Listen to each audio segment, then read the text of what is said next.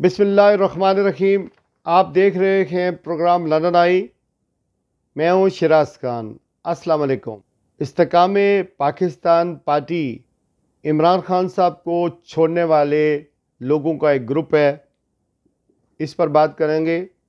खैबर पख्तूनख्वा के अंदर पीटीआई को जलसे जुलूस करने की हाई कोर्ट ने इजाज़त दे दी है और हफ्ते वाले रोज़ पेशावर में कन्वेंशन हो रहा है, इस हवाले से बात करेंगे। शेख रशीद साहब ने एक प्रेस कॉन्फ्रेंस की है और लाल हवेली खुल जाने की नवीद सुनाई है, इस पर बात करेंगे।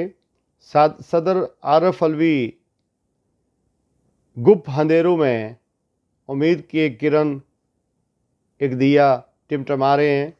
उनकी कोशिशें पीटीआई को, बल्ले को इलेक्शन तक ले जाने में क्या करामत साबित होंगी, बारावत साबित होंगी, नतीजा खेज साबित होंगी या नहीं, इस हवाले से बात करेंगे। लेकिन सबसे पहले बात करते हैं एक अफसोसनाक ख़बर। आपको पता है कि पाकिस्तान से इस्लाम के सबसे बड़े दाई अलमबरदार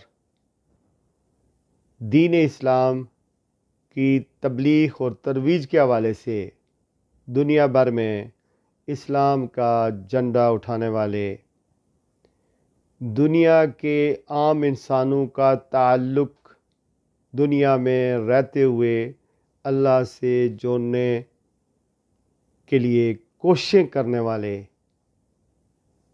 जनाब मौलाना तारक जमील साहब का जवान साल बेटा इस आर्जी दुनिया से अब्दी दुनिया में रुखसत हो गया है।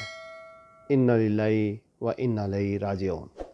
फैमिली ज़राए के मुताबिक मौलाना तारक जमील साहब का बेटा बचपन से डिप्रेशन का शिकार था, मतलब ज़हनी तौर पर अपसेट था। उसका इलाज चल रहा था, इलेक्ट्रिक शॉक दिए जा रहे थे, और जिस दिन उसने अपने आप को शूट किया उस दिन गनमैन से,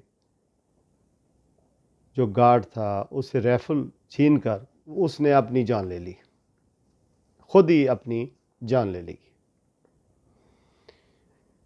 दुआ है अल्लाह ताला अपनी रुबूबियत के सदके मौलाना तारक जमील साहब के बेटे को जन्नतुल फिरदौस में आला अरफा मकाम अता फरमाए और मौलाना साहब समेत उनकी फैमिली को सब्र जमील अता फरमाए। आमीन सुम्मा आमीन। मौलाना तारक जमील साहब का ताल्लुक़ इमरान खान से बहुत गहरा था, और न सिर्फ इमरान खान से बल्कि आम लोगों से भी बैरूनी दुनिया में जहाँ कहीं भी जाते थे। चूँकि इमरान खान साहब ज़ेर अताब हैं और सियासत इतनी गंदी है, पोलराइजेशन इतनी ज़्यादा है कि मौत के वक्त भी बाज़ लोगों ने इस पर मनफी ख़बरें फैलाई, मनफी प्रोपेगेंडा किया, जिस पर मुझे खुद ही शर्मिंदगी महसूस हुई कि हम किस तरह के लोग हैं जिन लोगों का मौत के बाद दोबारा उठाए जाने पर यकीन नहीं है। नाउज़ुबिल्लाह, गैर मुस्लिम बाज़ ऐसे भी हैं जो सारे निज़ाम को ख़ुद साख्ता समझते हैं, यानी अल्लाह पर यकीन नहीं रखते, वो भी मौत पर यकीन रखते हैं। तो जब कोई मर जाए, मगरबी माशरों में रहते हुए मुझे 32-33 साल हो गए हैं, तो वो दूसरे से तज़ियत करते हैं, खामोश खड़े हो जाते हैं, हमारी तरह दुआएं नहीं करते हैं, लेकिन मौत पर सबका अटल यकीन है। तो मौत तो सबको आनी है। सांस आती रहे तो इंसान का ईगो, अना, दुश्मनियाँ, बग़ज़, हसद, गीबत, ساری چیزیں ہوتی ہیں، لیکن جب کوئی مر جائے دکھ سب کے سانجے ہوتے ہیں۔ تو اس وجہ سے جن لوگوں نے ایسی نیگیٹیوٹی پھیلائی انہیں خود ہی اپنا احتساب کرنا چاہیے، اور میں دعا کرتا ہوں اللہ تعالیٰ ایسے لوگوں کو ہدایت فرمائے۔ معاشرے میں اب وہ استاد نہیں رہے جو تربیت کریں، اب وہ لیڈر نہیں رہے، وہ لوگ نہیں رہے، وہ کتابیں لوگوں نے چھوڑ دی ہیں جو ایک زمانے میں پڑھی جاتی تھی یا پڑھائی جاتی تھی، جس میں ادب، محبت، اخلاص، اختلافات رکھتے ہوئے بھی بہت دوسرے کو برداشت کرنے کے درس دیے جاتے تھے۔ اب ایسا بالکل نہیں ہے۔ اب آتے ہیں استحکام پاکستان پارٹی کا ایک جانیہ میں جلسہ ہوا ہے، جہاں پر بڑی بھرپور طریقے سے تقریریں ہوئی ہیں۔ میں نے سنا ہے جلسہ، اور مسلم لیگ نون پر بھی بہت تنقید ہوئی، اور عمران خان صاحب پر بھی بہت زیادہ تنقید ہوئی، اور بہت ساری باتیں کی گئیں۔ استحکام پاکستان پارٹی کیا ہے؟ عمران خان صاحب کو چھوڑنے والے لوگوں کا ایک گروپ ہے۔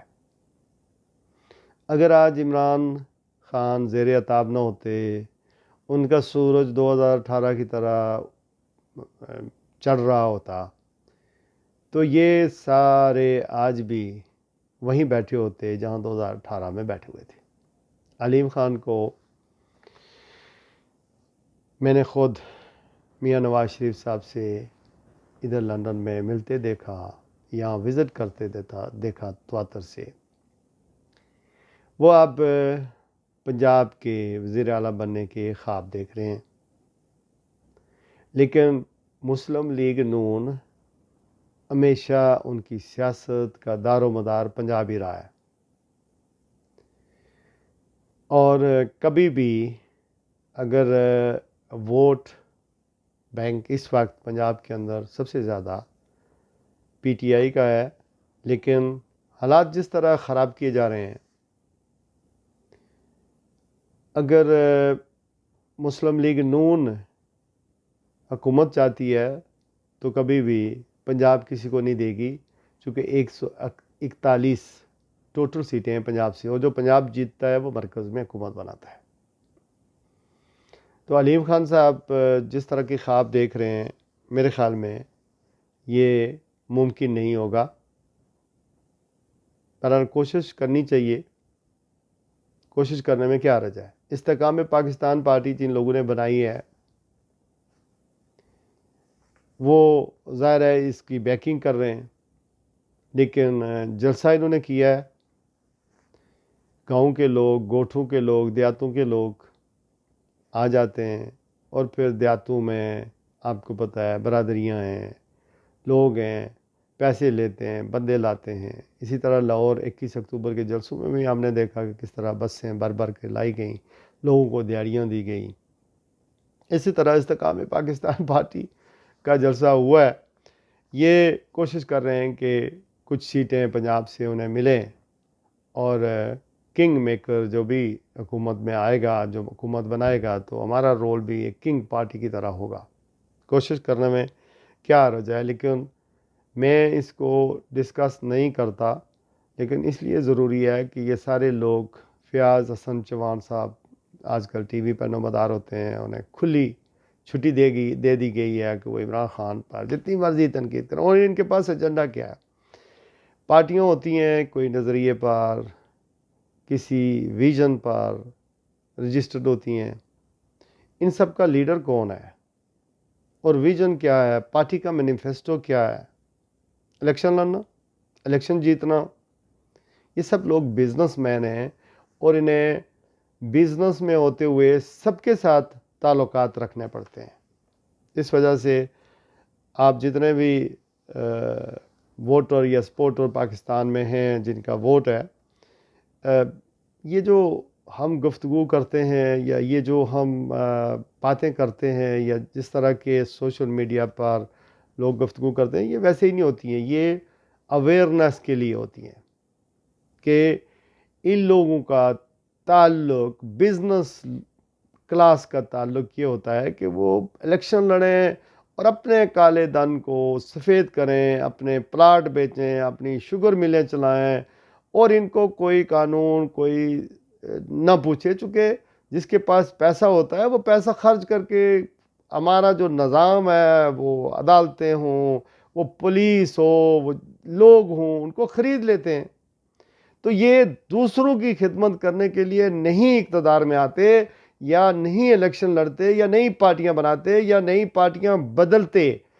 اب یہ جو استحکام پاکستان پارٹی ہے، یہ رینٹ پالیٹیشین ہے، یہ کراؤڈ خرید لو، پالیٹیشین خرید لو، یہ منوربل ہوتے ہیں، ادھر سے ادھر اپنی پوزیشنیں سوئچ آن آف کر لیتے ہیں۔ ضیاء الحق صاحب نے یہ غیر جماعتی جو الیکشن کروائے تھے نا، اس میں یہ جو الیکٹیبل لوگ ہیں، یہ اپنی پوزیشنیں سوئچ کرتے رہتے ہیں، switch on and switch off کرتے رہتے ہیں۔ فیئر الیکشن ہو اور عام سا آدمی پی ٹی آئی کی طرف سے جہانگیر ترین کے یا علیم خان کے مقابلے میں کھڑے ہو جائیں تو یہ الیکشن نہیں جیت سکیں گے۔ خیبر پختونخوا پشاور میں آئندہ ہفتے کو ایک کنونشن ہوگا پی ٹی آئی کا اور پشاور خان کا ہے۔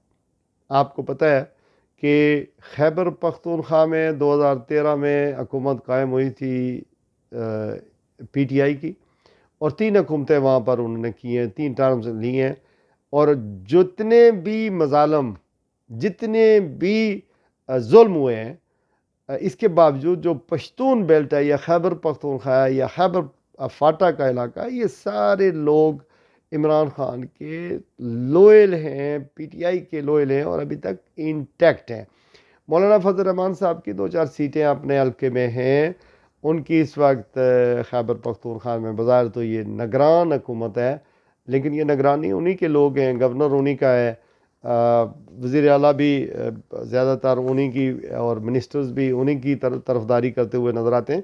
لیکن اگر کنونشن کی اجازت دے دی گئی ہے، جیسے جلوس کی اجازت دے دی گئی ہے، تو آپ دیکھیں گے اگر حکومت نے کوئی توڑ پھوڑ نہ کی یا کوئی انہیں تنگ کرنے کی جس طرح کا ریڈ کرتے ہیں اور پھر ان کو جلسے نہیں کرنے دیتے، تو اگر انہوں نے کوئی زبردستی نہ دکھایا تو میرے خیال میں یہ پشاور کا کنونشن دکھائے گا کہ آئندہ کا سیناریو کیا بننا ہے۔ پرویز خٹک صاحب، ان کا بھی آپ نے عشر نشر دیکھ لیا کہ وہ جہاں بھی جاتے ہیں ان کو کس طرح تذلیل کا، تضییق کا سامنا کرنا پڑتا ہے، اور لوگ اس چیز کو ایکسیپٹ نہیں کر رہے ہیں۔ صدر مملکت جناب صدر عارف علوی صاحب کوشش کر رہے ہیں کہ کوئی ایسی راہ نکالی جائے کہ عمران خان کے اوپر جو کیس چل رہے ہیں، جو پریشر بڑھایا جا رہا ہے، جس طرح ان کی تذلیل کی جا رہی ہے، جس طرح ان کے ووٹروں کو، سپورٹروں کو ان کی پارٹی کے ساتھ ہو رہا ہے، تو کوئی ایسی راہ نکالی جائے کہ الیکشن سے پہلے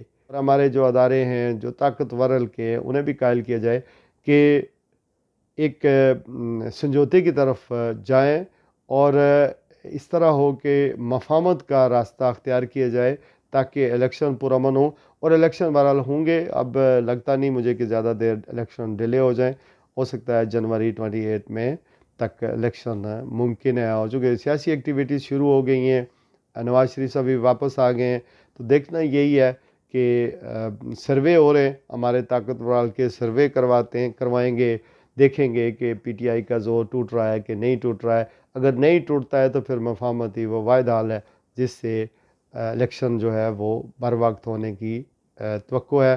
کوشش کرنی ہے اور جد و جہد کرنی ہے، الیکشن فیئر ہونے چاہیے، اور جس کا جتنا بھی مینڈیٹ ہے وہ اس کو ملے، اور لوگ الیکشن میں جائیں، اور لوگوں کو ووٹ کا حق دیا جانا چاہیے تاکہ ان الیکشن کی کوئی کریڈیبلٹی ہو اور ملک کے اندر استحکام آئے، سیاسی استحکام آئے۔